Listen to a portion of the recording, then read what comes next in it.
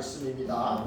마태복음 15장 1절에서 20절 말씀. 마태복음 15장 1절에서 20절까지 말씀을 저와 여러분이 교독하겠습니다. 그때에 바리새인과 서기관들이 예루살렘으로부터 예수께 나와 이르되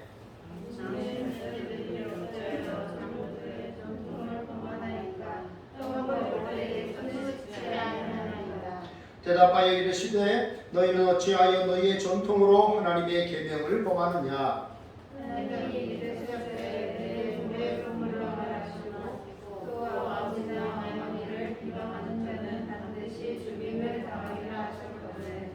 너희는 이르되 누구든지 아버지에게나 어머니에게 말하기를 내가 드려 유익하게 할 것이 하나님께 드림이 되었다고 하기만 하면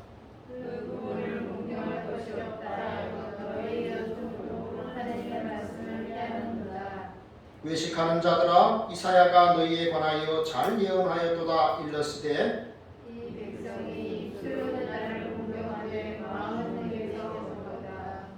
사람의 계명으로 교훈을 삼아 가르치니 나를 헛되이 경배하는도다 하였느니라 하시고 우리를 불러 이르시되 듣고 깨달으라. 입으로 들어가는 것이 사람을 더럽게 하는 것이 아니라 입에서 나오는 그것이 사람을 더럽게 하는 것이니라.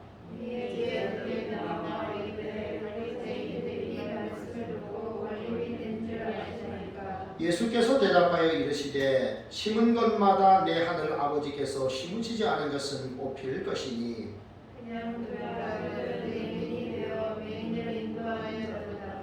만일 맹인이 맹인을 인도하면 그들이 다 구덩이에 빠지리라 하시니. 베드로가 대답하여 이르되 이 비유를 우리에게 설명하여 주옵소서. 예수께서 이르시되 너희도 아직까지 깨달음이 없느냐. 입으로 들어가는 모든 것은 배로 들어가서 뒤로 내버려지는 줄 알지 못하느냐. 입에서 나오는 것들은 마음에서 나오느니 그것이야말로 사람을 더럽게 하느니라. 마음에서 나오는 것은 악한 생각과 살인과 간음과 음란과 도둑질과 거짓 증언과 비방이니 이런 것들이 사람을 더럽게 하는 것이요 씻지 않은 손으로 먹는 것은 사람을 더럽게 하지 못하느니라. 아멘. 오늘 우리 이진수 형제가 또 두 번째로 교회를 오게 되어서 제가 얼마나 기쁘고 감사한지 모릅니다. 11시가 딱 되었을 때 안 들어와서 제가 한 번 교회에 오고 또 오면 그 사람은 정말 정착을 잘할 수 있는 사람이거든요. 제가 이제 긴 이 27의 신학대학원에 들어가면서 목회생활을 시작했는데 지금까지 경험적으로 봤을 때 한 번 오고 또 오는 사람은 계속 올 확률이 굉장히 높습니다. 100%는 아니지만 그러나 한 번 오고 그 다음에 안 오면 상당히 그 다음에 또 오기가 좀 어렵습니다. 다시 또 에너지를 모아야 되는 것이죠.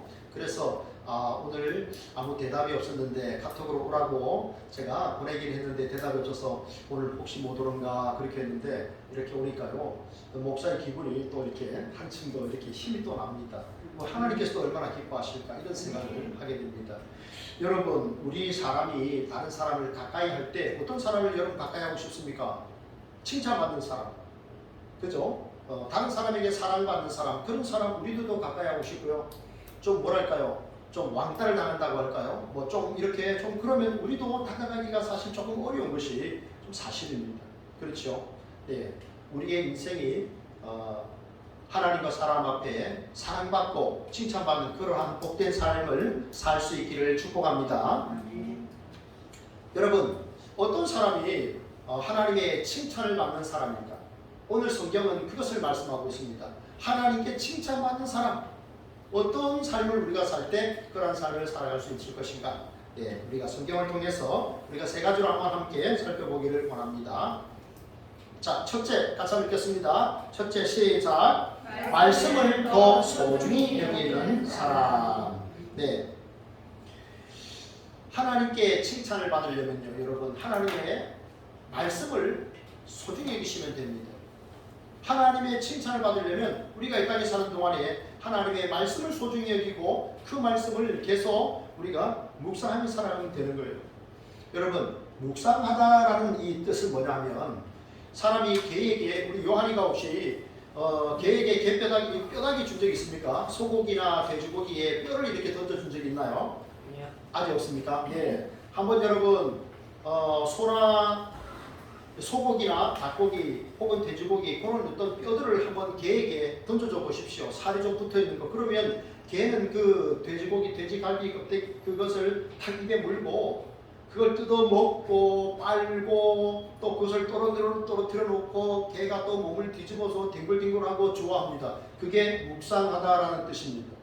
우리가 하나님의 말씀을 묵상하다라는 말은 하나님이 내게 어떤 말씀을 주셨을 때 잃어버리는 것이 아니라 잊어버리는 것이 아니고 우리는 그 말씀을 계속해서 씹고 뜯고 맛보고 즐기는 것입니다.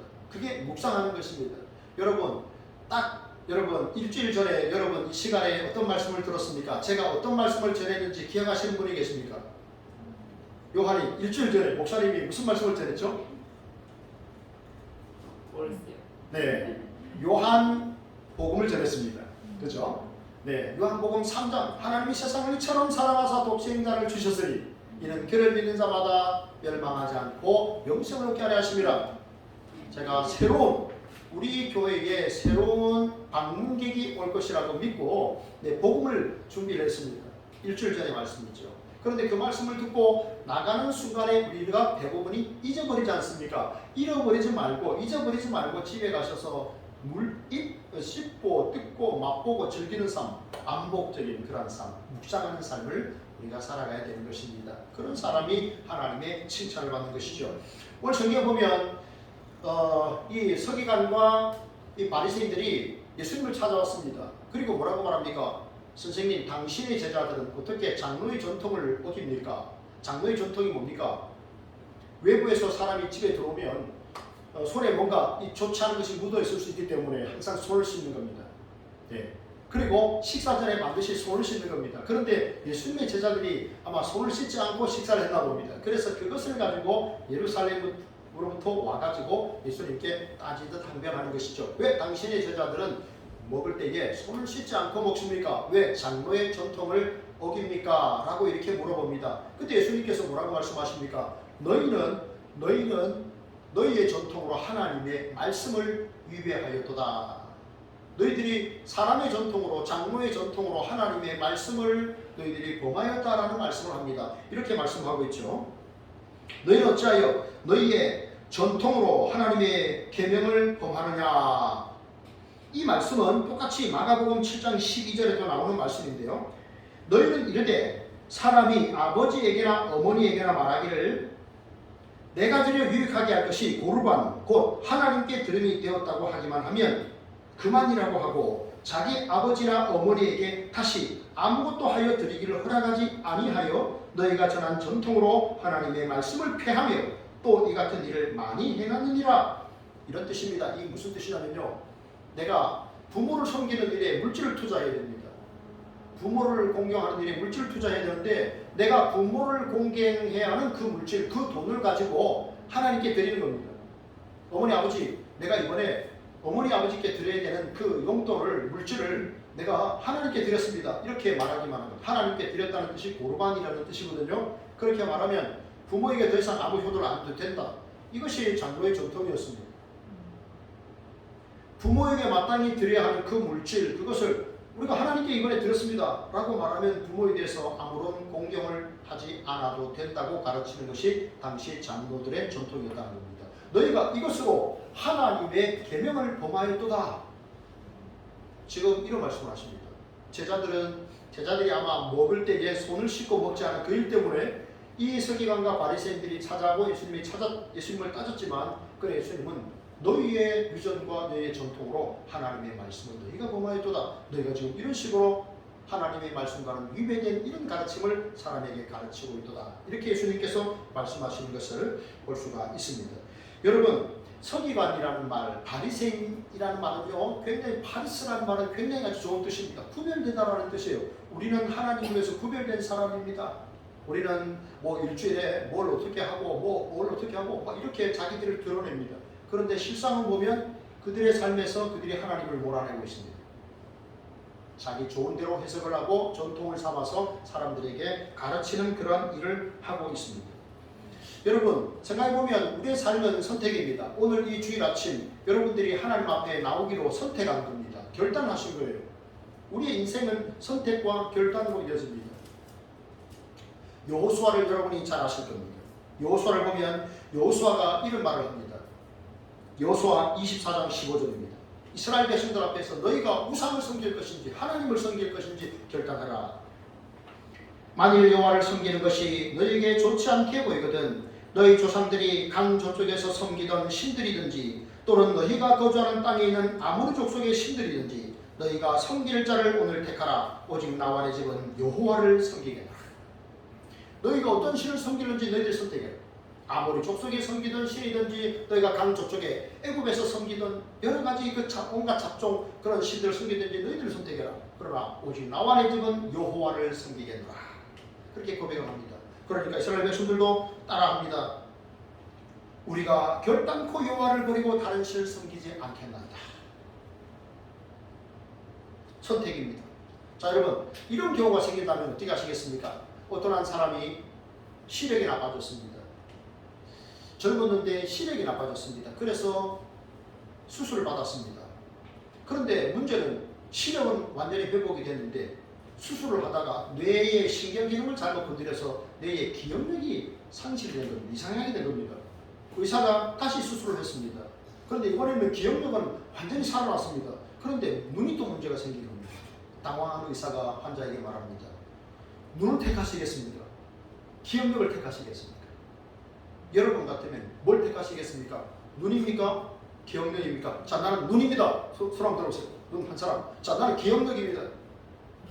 나머지는 요한이가 기억력. 그럼 나머지는 뭡니까? 진수현재는 뭡니까? 눈입니까? 기억력입니까? 기억력. 기억력을 선택하겠다. 네, 저는 병원을 바꿀 것 같습니다. 그죠? 더 나은 병원을 쓸 수 있죠. 둘 다 신경기를 안 터치하면 괜찮았을 텐데 어쨌든 이 환자는 결국 자기는 눈을 택했습니다. 지나간 기억 제가 못해도 괜찮습니다. 그러나 앞으로 되어질 일을 내가 보지 않는다는 것은 슬플 것 같습니다. 그래서 이 사람은 신을 택했다고 합니다. 여러분은 어떤 선택을 하시겠습니까? 여러분의 선택이 소중합니다. 그죠? 네, 저는요 우리 인생이 결국은 선택의 결과로 여기까지 오게 된 것이다 라는 생각을 합니다. 저도 이제 부목사 생활을 오래 하다가 개척을 해서 여기 나오고 선택의 결과가 아니겠습니까? 여러분도 그 많고 많은 교회 중에 이 교회를 택한 것 여러분 선택의 결과잖아요. 저는 설교 준비를 할 때마다 가정주부나 설교자나 똑같다는 생각을 많이 했습니다. 왜냐하면 목사는 늘 설교 본문을 선택을 합니다. 그리고 어떤 것을 가지고 살을 붙여야 할 것인지를 선택합니다. 가정주부도 마찬가지죠. 오늘 저녁 무슨 메뉴를 할 것인가 메뉴를 정합니다. 그리고 어떤 재료를 선택할지를 선택을 합니다. 그리고 만들어내죠. 예를 들어서 된장찌개에 호박을 넣을까 말까, 풋고추를 좀 넣을까 말까 이런 식으로 넣어도 되고 안 넣어도 되는 뭐 그다지 중요하지 않은 건 괜찮습니다. 그러나 인생에 굉장히 중요한 선택의 순간이 찾아올 수 있죠. 그때는 우리가 하나님 기뻐하는 선택과 결단을 하셔야 됩니다. 여러분 세상 사람들은요 이런 속담을 참 좋아하죠. 개똥밭에 굴러도 이승이 났다. 이승이 났다. 개똥밭에 굴러도 이승이 났다. 저승보다는 이승이 낫다는 겁니다. 내가 비록 개똥밭에 부르는 이런 비참한 신세를 결치라도 내가 죽는 것, 저승 가는 것보다는 이승이 낫다고 생각합니다. 이것이 불신자들의 많은 가치관을 아마 또 이렇게 영향력을 미치는 그런 속담이 아닌가 이런 생각이 들어요. 그러나 뭡니까? 불신자들은 이 세상이 답니다. 그렇기 때문에 이 세상에서 살아남아야 돼요. 이 세상에서 어떻게 하든지 더 건강하게 더 오래 살아남아야 됩니다. 그것이 꿈이에요. 죽으면 끝난다고 생각합니다. 그러나 하나님의 백성들은요, 하나님의 나라가 있습니다. 영원한 나라가 있습니다. 그래서 세상이 주는 가치관이 아니라 하나님의 말씀으로 우리가 이 땅을 살아내야 합니다. 우리의 기준이 뭡니까? 우리의 기준이 하나님의 말씀이 되어야 됩니다. 신명기 36장 19절 20절을 말씀합니다. 내가 오늘 하늘과 땅을 불러 너에게 증거를 삼노라. 증거가 대단하죠. 하늘과 땅. 그죠? 내가 이 사람이 증거를 삼겠다, 증인으로 삼겠다. 그게 아니라 내가 하늘과 땅을 불러 너에게 증거를 삼노라.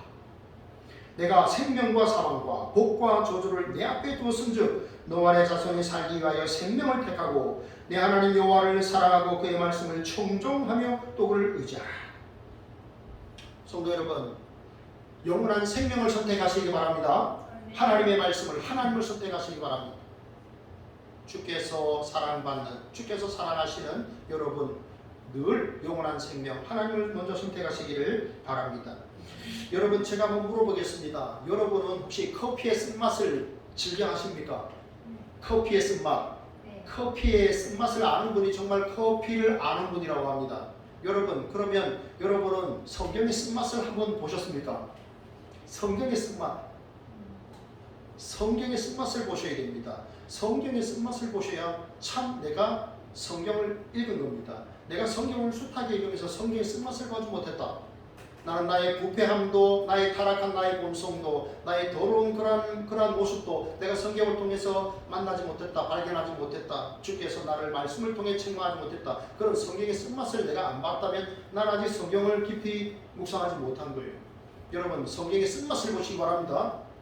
좀 쓴맛을 봐야지, 성경의 쓴맛을 봐야 됩니다. 그래야 여러분 내 인생이 달콤해집니다. 내 인생이 변화되고 내 인생이 행복해집니다. 성경은 아주 쓴 보약입니다. 그러나 쓴 보약이지만 그 성경이 우리 인생의 최고의 보약이 되는 줄 믿습니다. 늘 말씀을 가까이 하시고 말씀에 순종하셔서 말씀의 역사를 경험하는 우리 예수 소망교회 믿음의 가족들이 다 되시기를 주님의 이름으로 축복합니다. 둘째입니다. 자, 둘째 시작. 마음을 더 소중히 여기는 사람.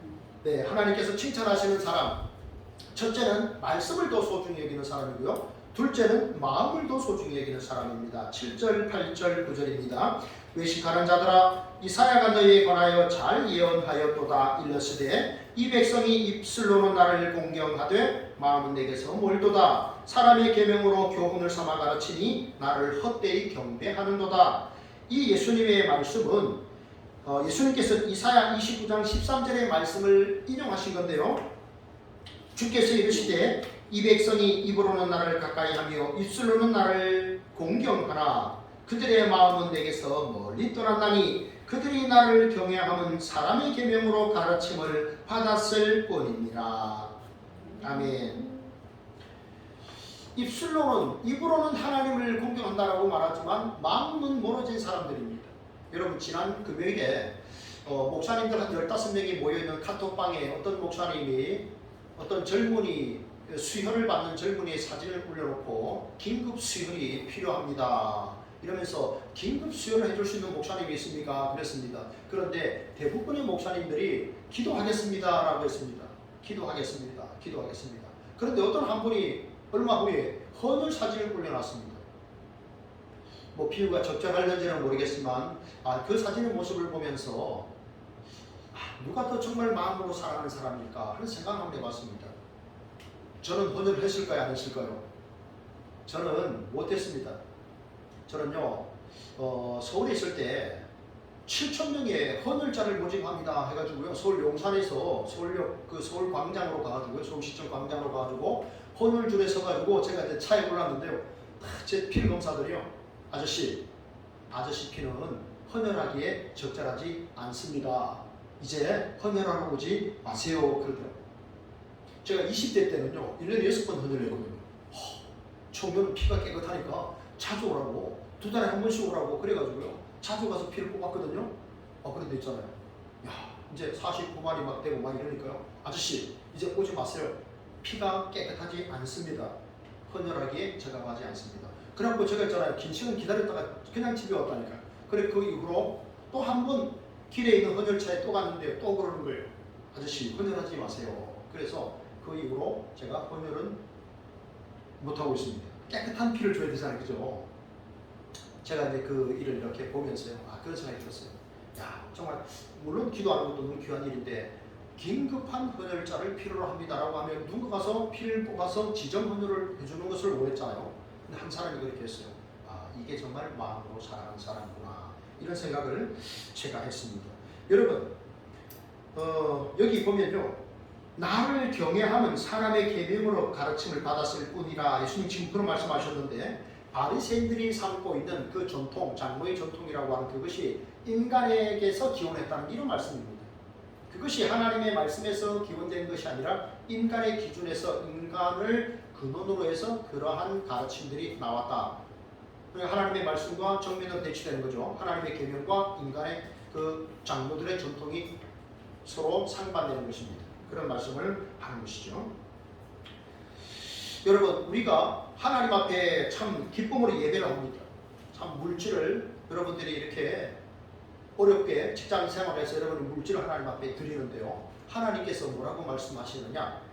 이사야서 1장 11절에 보면 이런 말씀을 합니다.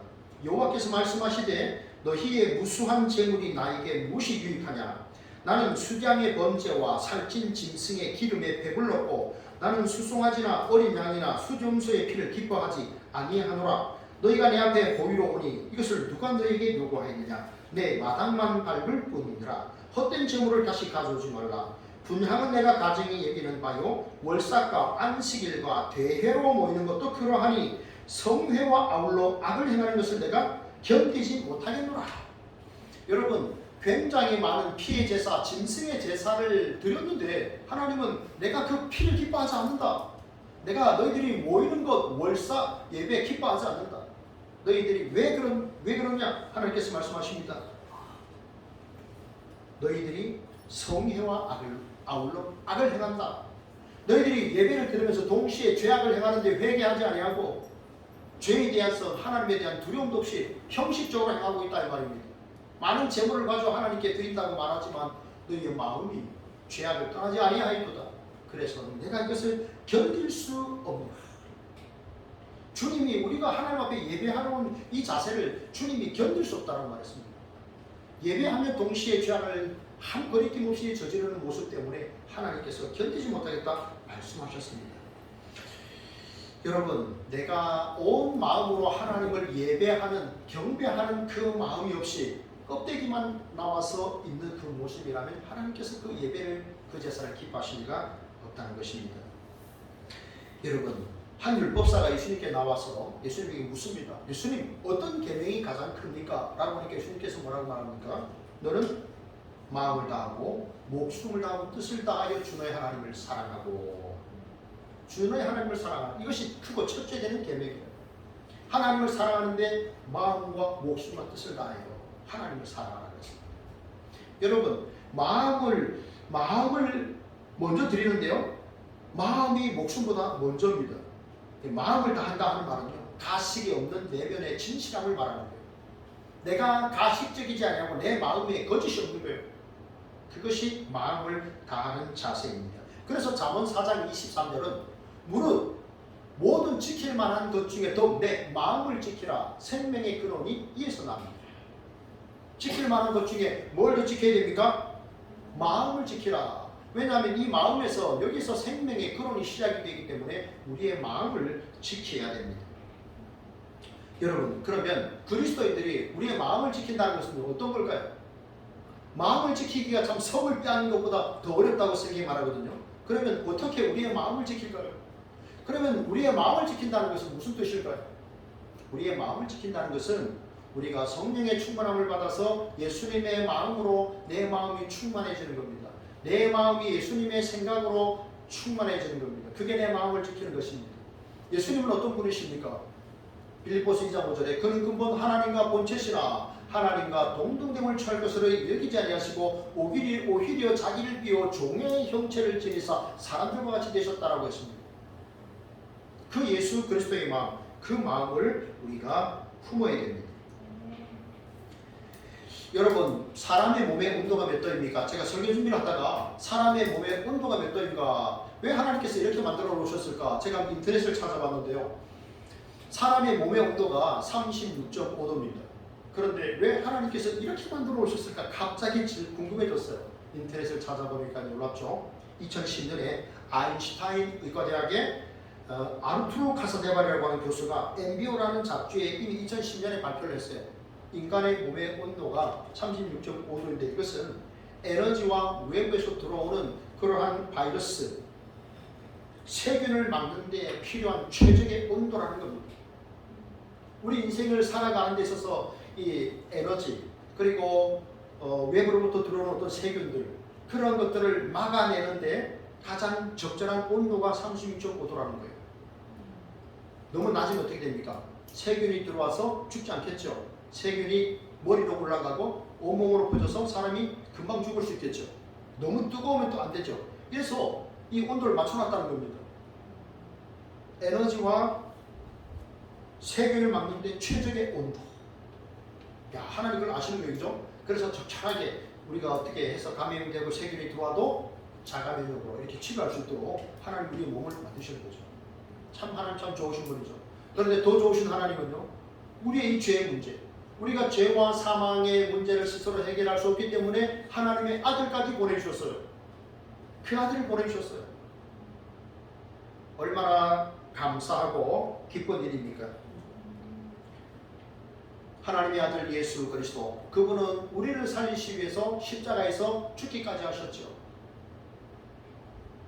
하나님의 아들께서 우리를 구원하시기 위해 하나님의 아들께서 사람의 몸을 입고 이 땅에 오셨고 심지어 우리를 구원하기 위하여 죽기까지 하셨습니다. 여러분, 우리가 예수 그리스도의 마음을 품을 때 우리 안에 모든 가식과 어두움이 떠나갈 줄로 믿습니다. 우리 안에 주의 마음으로 우리가 충만해질 때 우리가 주님처럼 참되게 이웃을 사랑하고 진실한 삶을 살아갈 수 있습니다. 우리 인생에 하나님을 기쁘시게 하는 인생이 될 줄로 믿습니다. 날마다 성령 충만하여 예수 그리스도의 마음을 품고 마음을 다하여 하나님을 예배하는 하나님의 백성들이 다 되시기를 주님의 이름으로 축복합니다. 내 마음 그리스도의 집, 내 마음에 예수님이 거하시기에 가장 좋은 집, 내 마음이 그러한 복된 집이 되기 원합니다. 셋째, 같이 읽겠습니다. 시작. 입에서 나오는 것을 더 소중히 여기는 사람입니다. 바리새인들이 찾아온 것은 뭡니까? 예수님, 당신의 제자들은 왜 장로들의 전통을 어깁니까? 왜 손을 씻지 않고 음식을 먹습니까? 그걸 따지러 왔던 것이죠. 그런데 예수님 뭐라고 말씀합니까? 사람의 입으로 들어가는 것이 사람을 더럽게 하는 것이 아니라 사람의 입에서 나오는 그것이 사람을 더럽게 하느니라 말씀하셨습니다. 여러분 생각해 보십시오. 무엇이 사람을 더럽게 합니까? 참 저 사람 참 지저분한 인생이네, 참 추악하네, 참 타락했네 라고 말하는 것은 그 사람의 입으로 들어가는 음식 때문입니까? 아니죠. 그 사람의 입에서 나오는 그 말 때문입니다.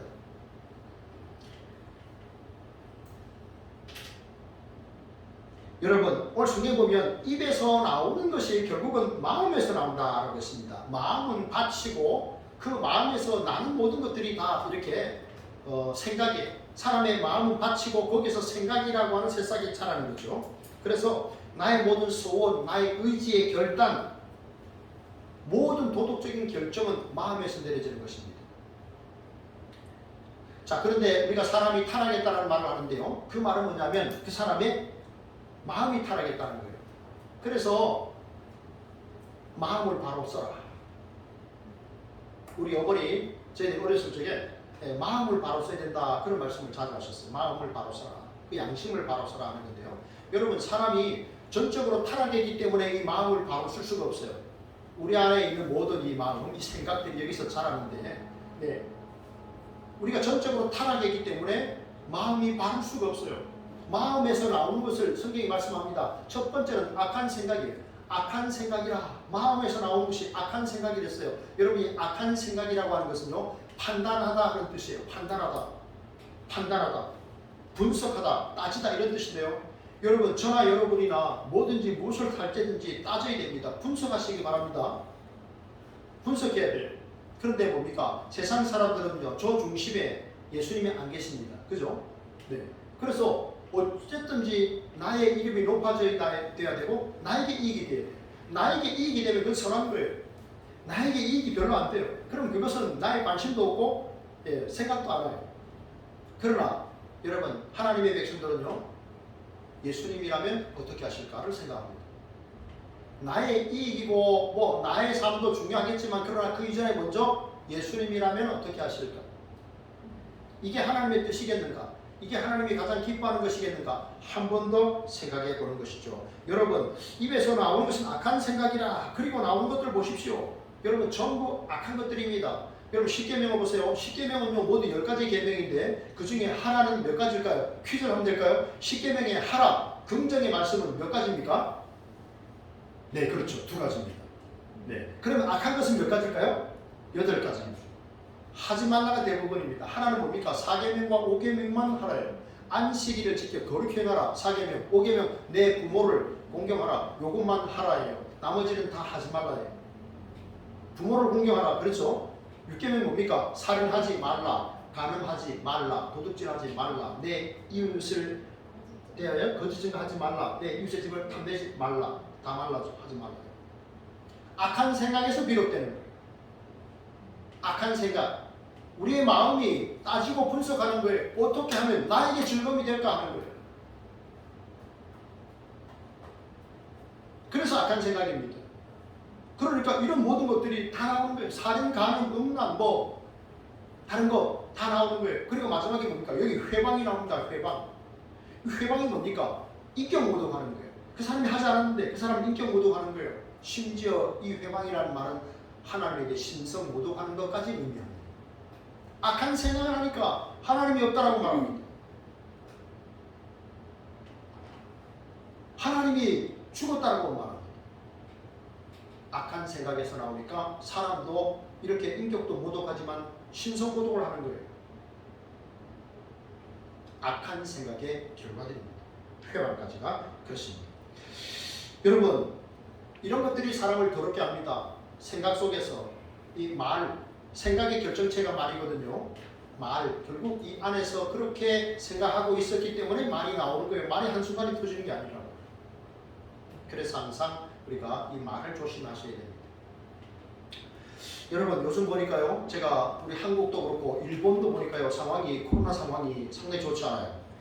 지난 2월 달보다도 며칠 전에 일본에 그 코로나 확진자가 훨씬 많았어요. 10수만 명. 여러분, 오늘 성경 보면 이 손 씻는 문제 때문에 시작이 된 건데, 여러분의 개인 위생과 건강을 위해서 꼭 손을 씻으시기 바랍니다. 자주 씻으시기 바랍니다. 식사하시기 전에 손을 꼭 씻고 그렇게 하시기 바랍니다. 개인 위생을 우리가 할 수 있는 대로 철저히 해야 되겠죠. 자, 그런데 우리의 음식이 나를 더럽게 하는 것이 아니다 하는 것을 꼭 기억하셔야 됩니다.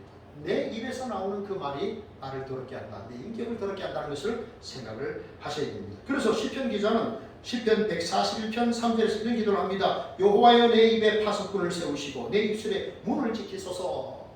내 입술에 파수꾼을 세워주셔서 내 입술에 문을 지켜달라. 아무렇게나 그냥 감정적으로 말하지 말게 해달라는 거죠. 내 마음이 악한 일에 기울어 죄악을 행하는 자들과 함께 악을 행하지 말게 하시며 그들의 진수성찬을 먹지 말게 하소서. 내 마음이 악한 일에 기울여 죄악을 행하는 자들과 함께 악을 행하지 말게 하소서. 그런 기도를 합니다. 야, 대단하지 않습니까? 저 파수꾼, 문인데 여기에 하나님이 파수꾼을 세우셔서 이 입의 문에서 나오는 것들이 선하고 아름다운 것이 되게 합니다. 다윗은 시편 51편 10절에서 이런 고백을 합니다. 하나님이여, 내 속에 정한 마음을 창조하시고 내 안에 정직한 영을 새롭게 하소서. 정결한 마음, 정한 마음, 정직한 영을 새롭게 하소서. 그리고 나로 하여금 구원의 즐거움을 배우시려 주옵소서. 다윗이 기도했습니다. 여러분, 그렇다면 사람의 말, 결국 그것이 사람의 생각에서 나온다고 했는데, 그러면 우리는 누굴 생각해야 되겠는가? 저는 이 시간 여러분을 겟세마네 동산으로 여러분을 안내합니다. 저는 이스라엘 겟세마네 동산에 갔다 온 적이 있었습니다. 오래전입니다만, 네, 이스라엘에 여러분 저 겟세마네 동산, 저기에 십자가가 3개가 서 있습니다. 한편은 아래는 예수 그리스도요, 좌우편에는 강도들입니다. 그 강도 한편의 강도는 회개하여 구원받았습니다. 그런데 예수님께서 저 십자가를 지시기 전에 겟세마네 동산에서 기도를 하셨죠. 십자가를 지셔야 되는데 예수님은 완전한 하나님이셨지만 동시에 완전한 인간이셨습니다. 그래서 그 십자가의 모진 형벌과 그 고통을 생각하실 때 주님 너무 괴로우셨죠. 그래서 아버지여, 할만하시거든 이 자리 내게서 지나가게 하옵소서. 하나님, 만약 이 성자 아들 예수 그리스도 내가 죽는 이 죽음 외에 다른 방법으로 하나님의 구원이 이루어질 수만 있다면 그게 바로 이 자리 내게서 지나가게 하옵소서. 할 만하시거든이라는 말이 그 말이에요. 그렇다면 이제 나에서 좀 지나가게 해 주십시오. 6월절 같은 거죠. 그러나 아버지여 내 원대로 마시고 아버지의 뜻대로 하옵소서. 하나님의 구원 계획입니다. 예수님 말씀하셨죠. 내가 하늘에서 내려온 것은 내 뜻을 행하려 함이 아니요 나를 보내신 이의 뜻을 행하려 함이요. 하나님의 구원 계획, 성자 예수 그리스도를 인간의 몸으로 이렇게 있게 하셔서 보내셔서 거룩한 화목제물로 삼아주시는 겁니다. 아들께서 대신 우리를 위하여 죽으심으로 우리가 아들을 통하여 죄사함을 얻고 구원받게 하는 것, 그게 성부 하나님의 계획이었죠. 그걸 주님 아셨기 때문에 그러나 내 뜻대로 마시고 아버지의 뜻대로 하옵소서. 그렇게 주님이 기도하셨습니다. 여러분, 우리가 이런 주님의 마음을 품게 될 때 예수님이라면 어떻게 하시겠는가? 그것을 생각할 때 우리의 입술의 언어와 우리의 생각이 하나님 앞에 영광이 될 줄로 믿습니다. 브라이언 카바노프라고 하는 사람이 쓴 씨 뿌리는 사람의 씨앗이라고 하는 그 책에 보면 이런 내용이 납니다. 어떤 한 농부가 도끼를 잃었습니다. 도끼. 그래가지고 한참을 찾다가 없으니까 옆집에 있는 총각을 의심합니다. 그리고 옆집에 총각을 의심하는 눈빛으로 바라보니까 하는 모든 행동이 다 도둑 같아요. 도둑같이 말하고 도둑같이 행동하고 도둑같이 걸어 다니는 거예요. 그런데 그 다음날에 이 농부가 자기 밭에 가보니까 거기 도끼가 있는 거예요. 그리고 그 청년을 다시 봤어요. 그 청년은 그냥 보통 사람처럼 말하고 보통 사람처럼 걸어다니고 보통 사람처럼 행동하는 거예요. 뭘 말하고자 하는 겁니까? 내가 어떤 시각으로 그 사람을 보느냐, 그렇게 보인다는 거예요. 도둑 같네. 그런 생각을 가지고 그 사람 보면 그 사람 하는 모든 게 다 도둑 같아요. 우리가 어떤 생각을 하느냐, 그것이 너무너무 중요합니다. 여러분, 생각은요 우리 눈에 보이잖아요. 여러분, 전기가 보입니까? 안 보이죠? 그래서 옛날에 제가 어렸을 때 건전지 입에다 댔어요. 건전지가 그게 있는 건지 없는 건지 한번 입에 대봐라 그래가지고 어렸을 때는 참 이거 건전지에다가 혓바닥을 이렇게 대봤습니다. 그리고 찌릿하면 이 건전지 이거 있는 거라 그러고 밋밋하면 없는 거라 그러고 그랬던 적이 있습니다. 여러분, 그 전기는 눈에 안 보이잖아요. 우리 생각도 안 보입니다. 그러나 굉장한 에너지를 갖고 있습니다. 생각의 에너지. 어떤 생각을 하고 사느냐에 따라서 그 인생이 달라지는 것입니다. 여러분, 주님처럼 생각하시고 믿음의 눈으로 이웃을 바라보시기를 바랍니다. 사람은요, 여러분, 누구나 또 이 말을 또 잘해야 되는데요. 특별히 모든 사람들은 누구나 위로받고 인정받고 칭찬받고 싶어서. 결혼 생활은요, 어떻습니까? 두 사람이 서로 간에 끊임없이 자기의 생각과 감정을 교류하면서 성장하는 과정이 결혼 생활이에요. 자기의 생각과 감정을 끊임없이 상대방과 교류하는, 그래서 성장하는 과정, 그게 결혼 생활이에요. 누구나 남편만 아내의 칭찬을 받기 원하는 게 아닙니다. 칭찬을 먹고 산다고. 다 그렇죠. 칭찬받기 좋아하잖아요. 그죠? 아내도 배려받고 칭찬받고 존중해야 됩니다. 여러분, 불행한 가족은요, 불행한 부부는 불행한 말만 하고 삽니다. 행복한 부부는요, 행복할 수밖에 없는 말을 하고 삽니다. 그래서 알렌 맥기니스라는 사람이 이런 말을 했습니다. 남을 칭찬해주거나 인정해주는 것은 기적의 시작이다. 남을 칭찬해주거나 인정해주는 것은 기적의 시작이다. 다른 사람하고 칭찬해보세요. 다른 사람하고 인정해보세요. 기적이라는 거죠.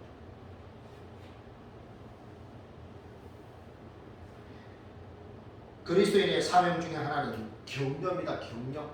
진심으로 격려하는 것이죠. 진심으로 온 마음을 담아서 그럴 때 기적이 일어날 줄로 믿습니다. 여러분, 우리의 입으로 들어가는 것이 나를 더럽히는 것이 아니라 입에서 나오는 것입니다.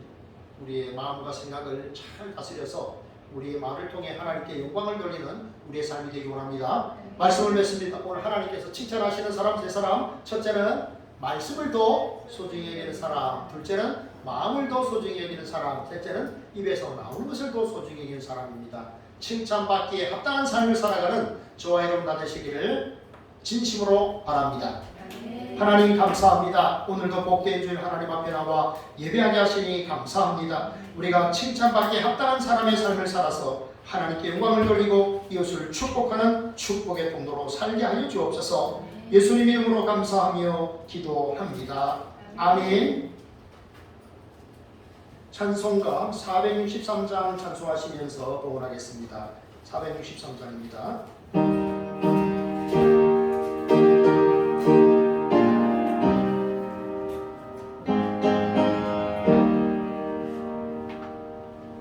신자되기 원합니다. 진심으로 신자되기 원합니다.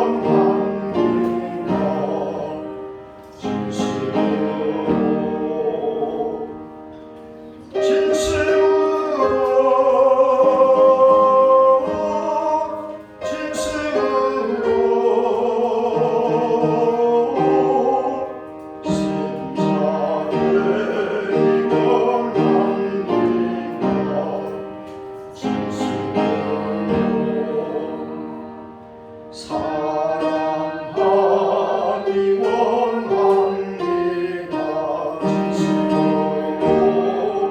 진심으로 사랑하기